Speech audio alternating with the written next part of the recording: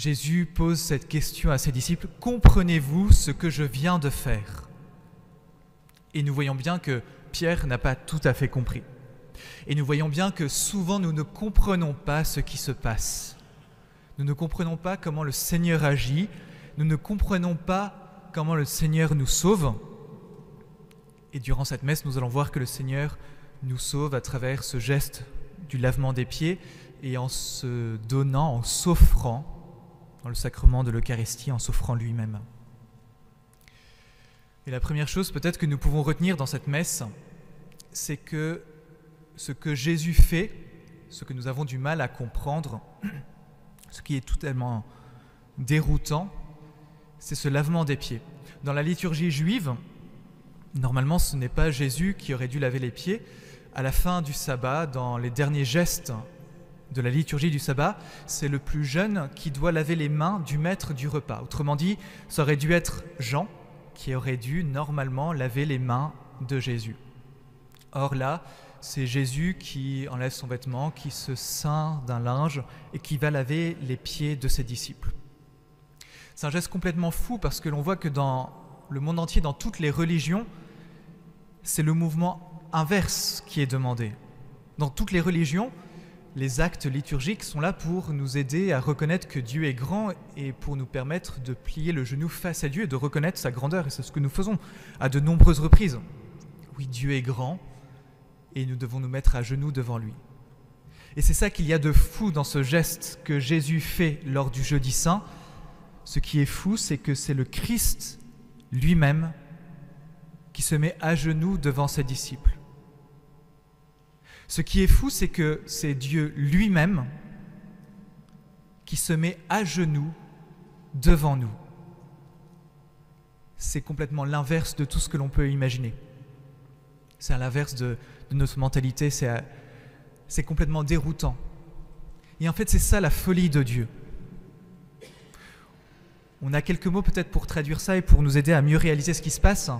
Quand quelqu'un est amoureux, on parle de folie amoureuse, on est capable de faire des choses invraisemblables pour montrer notre amour. Peut-être que c'est un peu de cet ordre-là ce que fait Jésus ce soir.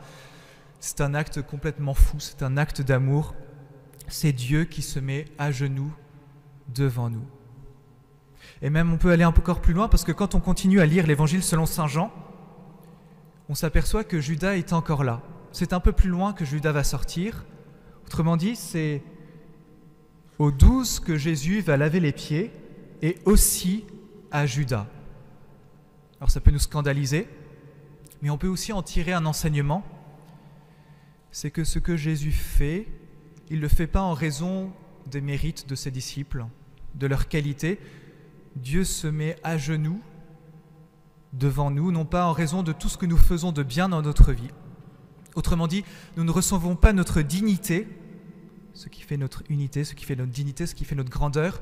Ce ne sont pas nos qualités, ce ne sont pas toutes nos bonnes actions, tout ce que nous avons fait et qui est très beau durant ce carême. Nous recevons notre dignité de Dieu lui-même par cet acte-là, et même Judas. Et en fait, si Dieu se met à genoux, si le Christ se met à genoux devant ses disciples, c'est pour que nous aussi, nous nous mettions à genoux. Et non pas devant uniquement les frères, uniquement ceux qui nous paraissent dignes d'être servis, mais devant tous. Et peut-être même Judas. Peut-être même que dans notre vie, il y a telle ou telle personne devant qui nous ne voulons pas plier les genoux, devant qui que nous ne voulons pas servir. Ce que le Christ fait ce soir en se mettant à genoux devant les 12, c'est pour nous montrer que nous aussi, nous devons nous mettre au service de tous nos frères, sans exception, sans aucune exception.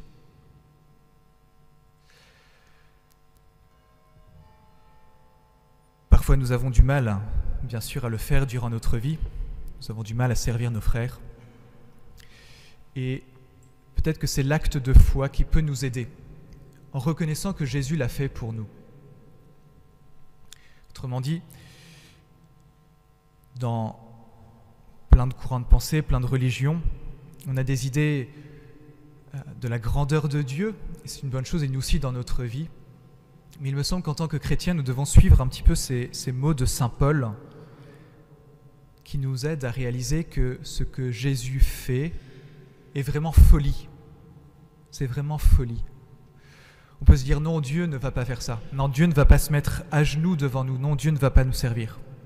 Tant que nous sommes dans cette mentalité, nous serons incapables de faire ce que Jésus fait. Et en posant cet acte de foi que oui, Jésus l'a fait.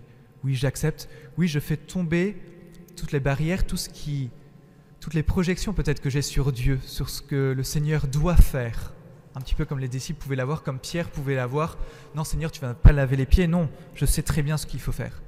C'est en acceptant et en posant un acte de foi qu'à notre tour, nous pourrons servir. Et Jésus fait autre chose. Durant ce dernier repas, il lave les pieds de ses disciples, il les sert.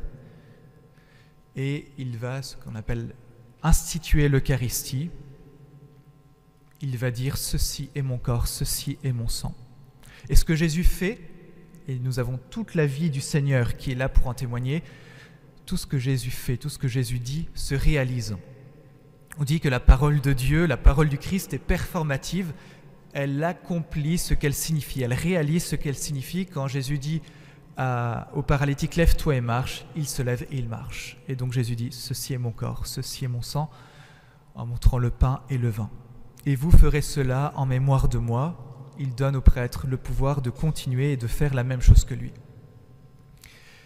Et un aspect peut-être qui peut nous aider, peut-être durant cette communion ce soir, c'est que l'Eucharistie, ce que Jésus fait ce soir, en se donnant, il sert et il s'offre, il se donne à manger.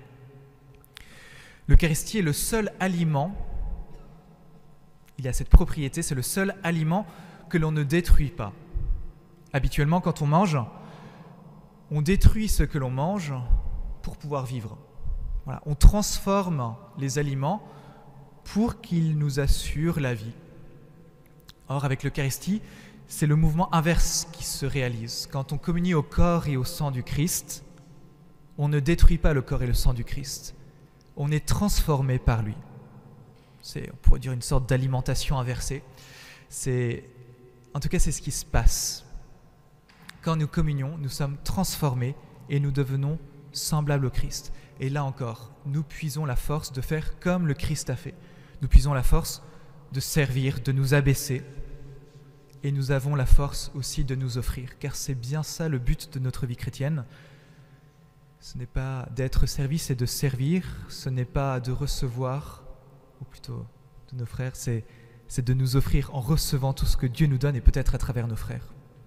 Alors c'est la grâce que nous pouvons demander durant cette messe, à l'entrée de ce Triduum pascal, à l'entrée de ces 3 jours saints où nous célébrons le mystère pascal, la passion, la mort et la résurrection de notre Seigneur. Demandons la grâce de percevoir et d'accepter cette folie de Dieu qui vient s'abaisser, qui vient nous servir, qui vient s'offrir à nous, et demandons à travers le service que nous recevons peut-être de nos frères, à travers la communion que nous allons recevoir, nous allons être semblables au Christ, nous allons être transformés pour, à notre tour, servir et nous offrir comme le Seigneur lui-même. Au nom du Père et du Fils et du Saint-Esprit.